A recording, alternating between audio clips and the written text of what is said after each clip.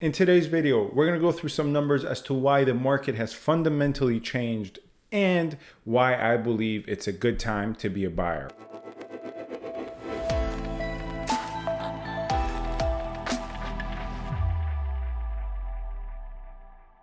Hello everyone, this is Sam from SaberiSixRealEstate and Remax Realtron Realty Inc. As always, you can find my contact information in the description box with regards to my Gmail, my Instagram, and my office information. Feel free to get in touch with me with any questions you may have. And furthermore, feel free to just, Google my name and go through my Google reviews. And if you have any questions, once again, feel free to reach out. Lastly, subscribe, comment, rate, and review. Your support in that regard, greatly appreciated.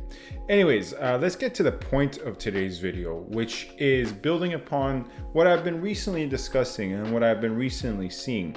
In my most recent video, I went through condominium prices in the first couple of days of March, comparing it with the first couple of days of February. Now, and that was in itself building upon a previous video where I, somewhat was early to make the call that the market has softened a bit. And ever since that other video, it has come to fruition in a lot of ways. So I thought I would go through some numbers showing you why the market has softened. Although I have previously presented some numbers for you, but I thought we would break it down into a little bit more detail in today's video. Inventory, in my frank opinion, the surplus of which is the main cause for softening the market a little bit. Now, although when we did go through condo prices in my previous video, some areas had reflected a softening of the market, some areas had not. The issue is far more cut and dry for freehold, particularly so in areas where we saw rapid increases in property values in the last year, especially in the latter half, maybe the last couple of months of 2021 into January of 2022. The best case example of this is actually the entirety region of Durham, or as people say, Durham, but I've said Durham for a long time. At this point, it's just muscle memory for me.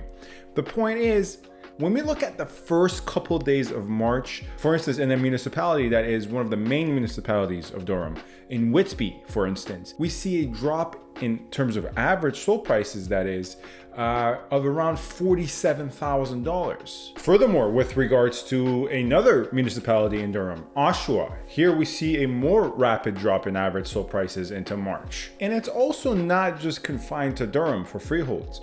If we take a look at Simcoe County, for instance, certain parts of York region, very specific pockets in Richmond Hill, Newmarket, Aurora, certain areas in Markham, Peel region, certain municipalities in Toronto, we see that in the first couple of days of March, in terms of average sold prices have flattened or dropped. Now, this is less so the case with Toronto, the municipality of Toronto.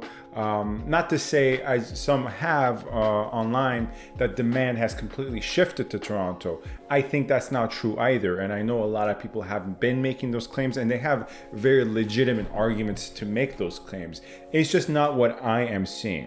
What I am seeing is a softening of prices due to increased inventory. And now let's get into that. Let's go into details with regards to increased inventory. Starting out, GTA at large, to just give you an idea of where we were in terms of overall inventory. Now let's take for example, for instance, the first 10 days of February. Of course, at the time of recording of this video, this is March 11th. You might be watching this March 11th. I don't know when you're watching this, but 10 full days have elapsed into March. Same thing with February, of course. When we take a look at the first 10 days of February in terms of GTA wide, right? In the first 10 days of February, there was around 3,100 listings that came onto the market for sale in terms of freehold, not accounting for condos, right? Now, in the first 10 days of March now, there has been 4,500 listings that came onto the market for sale. Now, if we were to look at the first 10 days of January, that would be even lower than the first 10 days of February. In terms of daily counts, right, meaning properties that came onto the market on any given day, in the month of February, on a continuous basis, at most we would see maybe 390, 420, 450 at most in a single day in terms of properties that came onto the market. There were a couple of outliers in the 500. So there was one day where there was 549 units that came onto the market. Units, once again, I'm referring to freehold properties here. I believe that was February 16th. That was about 549. The following day, February 17th, there was another 500 number, 529. Closer to March, actually, there was one day, this is the most in a single day in February, where we saw 700 properties come onto the market. But it's not a coincidence that when that occurred in February, it was closer to March. Well, now, so far into March, what we are seeing is on a continuous basis, listing figures of 500, 600, 700. And this is with regards to just freehold. When we look at condominiums, we see much in the same way. Inventory has increased as well. In fact, the last 3 consecutive days before the day of recording of this video, we've broken the 200 listing barrier for condominiums across the GTA. 231, 236, and I believe yesterday was 226. When we break it down for condominiums with regards to particular municipalities or regions, so if we take a look at York region and Peel region, earlier in the year, York and Peel region on a daily count would barely break around maybe 10, 11, maximum they would see 13, 12. Now we're looking at counts on a daily basis for York and Peel region, 25 to 30 listings a day for condominiums. So without a doubt, when there's such a flood of inventory coming onto the market, it's very good news for buyers. But what's good news for buyers is typically not so good news for sellers, and vice versa. Look, when supply is limited, demand is ample, and demand supersedes and exceeds supply. Well, of course, that's going to create a lot of competition, a lot of bidding wars, and push up prices for sellers. On the converse of that, when demand, and I've seen this firsthand, demand has diminished. When demand diminishes a bit and supply is more than demand is, and supply exceeds demand, well, the market is going to shift a bit towards the buyer side. Now, I have maintained all along that it's still not a buyer's market. It's definitely not. It is far more of a moderate market, and we're slowly inching towards more and more of a moderate market. As a result, I really do believe if you had any problem buying earlier in the year in January, as a lot of buyers did, and you suffered from buyer's fatigue, or you wanted to hold off purchasing, I really do believe the market is headed towards a favorable direction, and in some ways is already in a very, very favorable direction for you. Now, of course, this is general advice. As I always say, when I sit down with buyers and look at the particular scenario and what they particularly want, the sub-markets of, for instance, let's say Mississauga, or a particular community within Mississauga, let's say Port Credit, the sub-market at Port Credit, Mississauga, is different, right, than South Richville, Richmond Hill, and that's different from some communities in Scarborough versus a community, let's say, all the way in Barrie, right?